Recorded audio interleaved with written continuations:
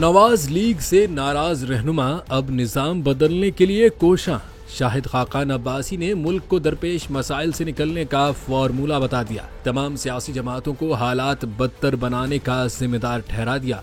साबिक वजीर आजम शाहिद खाकान अब्बासी ने कहा है कि नई जमात नहीं ला रहा, लेकिन मुल्क को एक नई सोच की जरूरत है। मुल्क की सियासत और निजाम को मुकम्मल तौर पर बदलना होगा। यही सोच हम लेकर आ रहे हैं। नफरत और तकसीम को खत्म करना होगा। तमाम सियासी जमातें इक़्तिदार में रह चुकी, हालात बेहतर नहीं बदतर हुए। साबिक वजीर आजम मौजूदा वजीर आजम से मुतालिक बोले कि वजीर आजम को मामलात का हल निकालना पड़ेगा। ये वजीर आजम की जिम्मेदारी है। नामुमकिन को मुमकिन बनाना ही सियासतदान का काम होता है।